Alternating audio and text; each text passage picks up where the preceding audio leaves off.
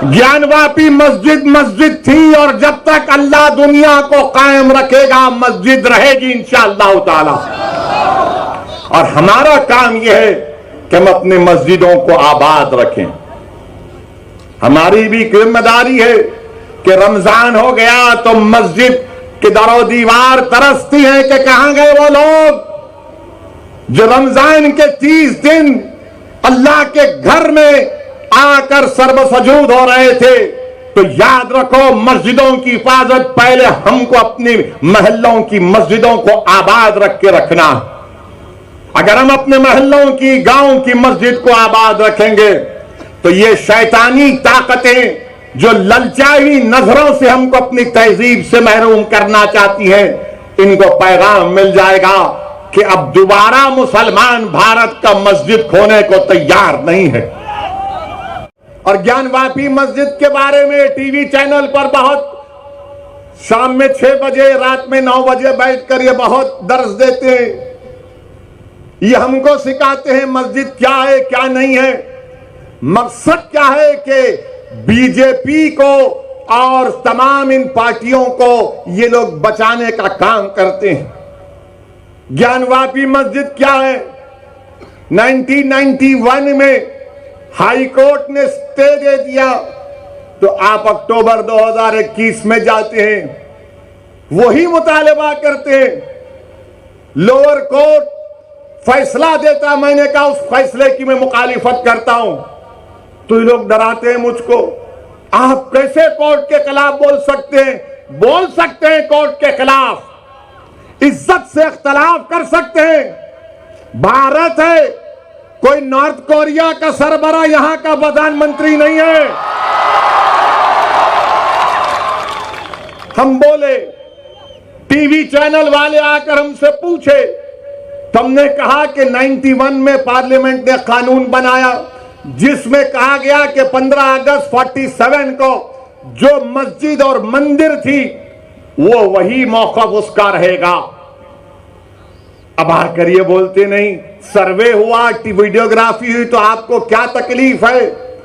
हमको तकलीफ इस बात की है कि भारत के संविधान को कमजोर किया जा रहा है, सुप्रीम कोर्ट के फैसले को नजरअंदाज कर दिया जा रहा है।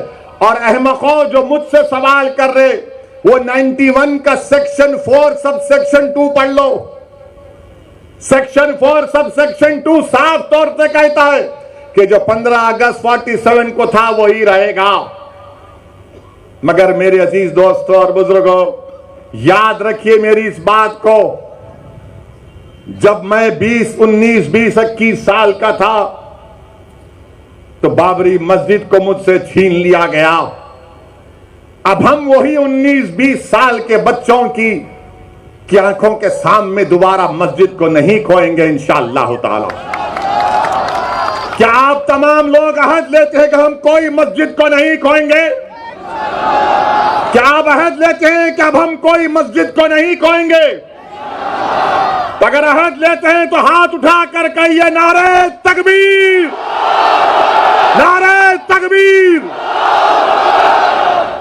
इनको पैगाम मिलना चाहिए, मस्जिद को अब हम नहीं खोएंगे। तुम्हारे दिल फरेब और हथकंडों से हम जान चुके तुम्हारे हथकंडों को। और अल्लाह के रसूल सल्लल्लाहु अलैहि वसल्लम का हदीस शरीफ है कि मोमिन वो है जो 2 बार एक सुराख से नहीं डसा जाता। अब हम दोबारा नहीं इनको डसने देंगे। मस्जिद है और रहेगी इंशाअल्लाह ताला सुबह क़यामत तक। ज्ञानवापी मस्जिद मस्जिद थी और जब तक अल्लाह दुनिया को कायम रखेगा मस्जिद रहेगी इंशाअल्लाह ताला। और हमारा काम यह है कि हम अपने मस्जिदों को आबाद रखें। हमारी भी जिम्मेदारी है कि रमजान हो गया तो मस्जिद के दरो दीवार तरसती हैं कि कहां गए वो लोग जो रमजान के 30 दिन अल्लाह के घर में आकर सर्वसजूद हो रहे थे। तो याद रखो, मस्जिदों की हिफाजत पहले हमको अपनी महल्लों की मस्जिदों को आबाद रख के रखना।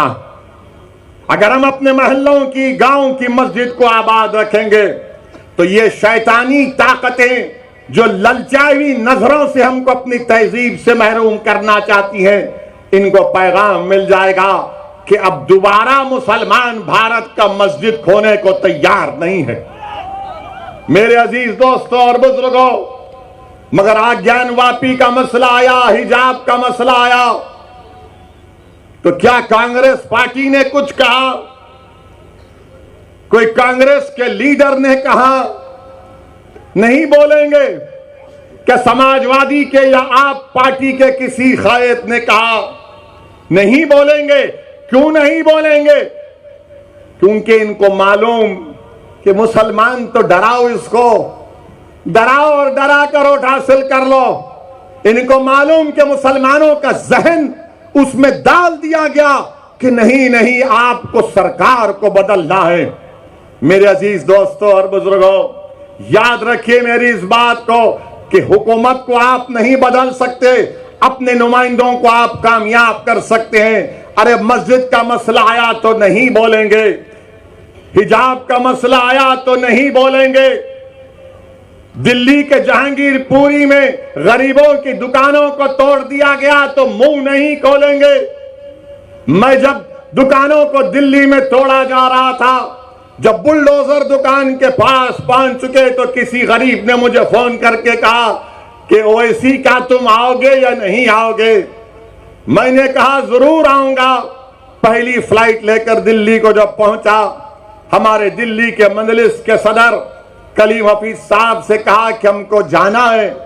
हम गए वहां पर, उसी मस्जिद में जाकर नमाज मगरिब अदा की, रास्ते में रोजा खोलना पड़ा, वक्त हो गया था। जिस मस्जिद के सामने उसकी दीवार को और गेट को शहीद कर दिया गया था। आप बताइए क्यों नहीं गए ये तमाम पार्टी के लोग जो मुझ पर इल्जाम लगाते हैं, जो मुझ पर इल्जाम लगाते? जाना था ना, नहीं गए। क्यों नहीं गए? क्योंकि उनको मालूम मुसलमान को डराओ और वो खुद ब खुद आपको वोट देता रहेगा। मैं इस मिजाज में तब्दीली पैदा करने के लिए आया हूं। मैं आपसे कह रहा हूं कि सिर्फ अल्लाह से डरो, इन जालिमों से मत डरो। मैं आपसे अपील करने आया हूं कि आप अपनी आवाज को उठाओ। अगर मुल्क में ये तमाम हालात पैदा हो रहे हैं तो उसका मकसद क्या है कि भारत के मुसलमानों को डराया जाए, उनको खामोश कर दिया जाए और उनको मुसलमान सिर्फ उनकी घर तक रखा जाए और बाहर में मुसलमान के कोई मजारे ना करें। मैं आपसे अपील कर रहा हूं कि हम घर में भी मुसलमान बनकर रहेंगे, बाहर भी मुसलमान बनकर रहेंगे। हालात कुछ भी होंगे मगर हम डर कर मायूस हरगिज नहीं होंगे। हम डर कर अपने घर में नहीं बैठ जाएंगे, हिकमत के नाम पर बुज़दिली के मजारे नहीं करेंगे। मैं आपसे ये नहीं कह रहा हूं कि तशद्दुद पर आ जाओ, मैं आपसे ये कह रहा हूं कि अपने हौसलों को बुलंद रखो। मैं आपसे ये नहीं कह रहा हूं कि तशद्दुद करो, मैं आपसे कह रहा हूं कि सबर का दामन मत छोड़ो, मगर जब मुकाबला होगा तो हिम्मत और हौसले को बुलंद रखो। और मुकाबला जमहूरियत के दायरे में रहकर होगा, मुकाबला जमहूरियत के दायरे में रहकर होगा। हम पीठ नहीं दिखाएंगे, सीना तान कर अपने हक के लिए लड़ेंगे। यह भारत का संविधान हमको इस बात की इजाजत देता है मेरे अजीज दोस्तों और बुजुर्गों।